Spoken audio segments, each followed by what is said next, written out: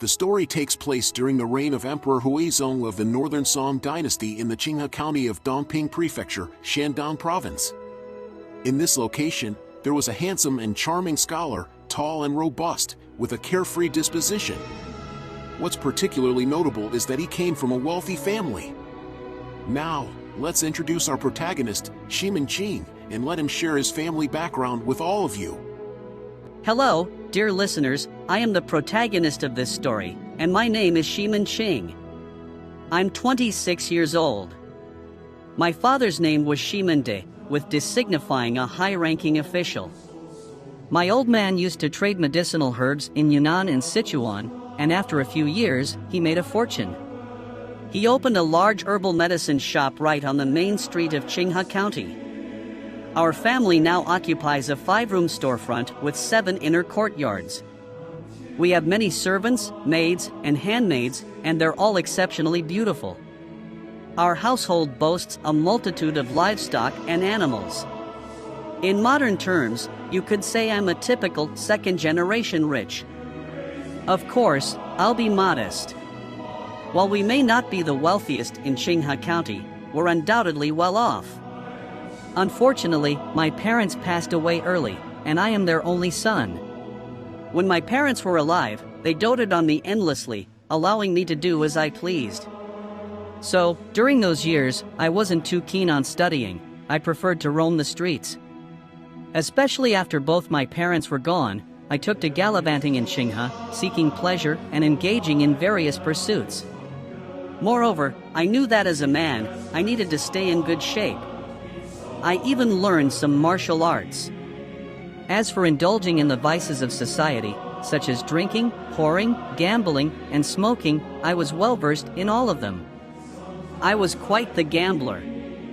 In our time, there was a game called Double Sixes, and I was particularly skilled at it.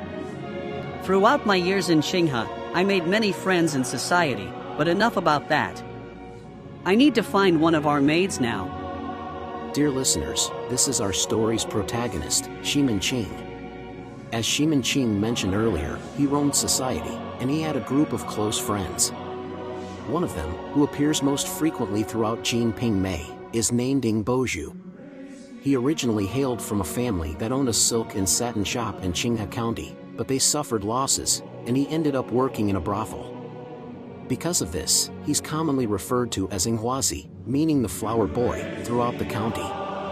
Ing Boju excels at gambling and various other activities. He's a master of them all. He's the first friend Ximen Qing made. As the story unfolds, Ximen Qing will make several more friends, such as Xia Shida, Sun Tianhua, and Wu Jianan, among others. We'll discuss these characters as they appear in the book. These friends, around 10 in total, are all a bunch of ne'er-do-wells, and they're aware that Ximen Qing is generous with his money, always treating them to food and drink. So, they unofficially acknowledge, we're more than willing to follow Ximen Qing. He's been so good to us, and he's quite capable. Consider this, Ximen De worked tirelessly in the medicinal herb business for many years, only to have a son like Ximen Qing. Ximen Qing also befriended this group of rascals, essentially freeloaders. And you might wonder how the family could ever recover their prosperity. However, Ximen Qing is a clever fellow. He's naturally strong-willed and has a sharp mind. Let me tell you, despite being in Qinghe County, he managed to establish connections in the capital city, modern-day Kaifeng, Hunan, with high-ranking officials of the time, such as Gao Kei, Kai Jing, and Tong Guan. You see, Ximen Qing is quite remarkable. Consequently, with the little money spent in the county, he acquired an official title. This altered Ximen Qing's status. He had both a legitimate identity and these 10 or so ruffian friends, which, coupled with being the only son at home, naturally made him the eldest in the family. That's how Ximen Qing earned his nickname in Qinghe County, Master Ximen, or Ximen Daguangren.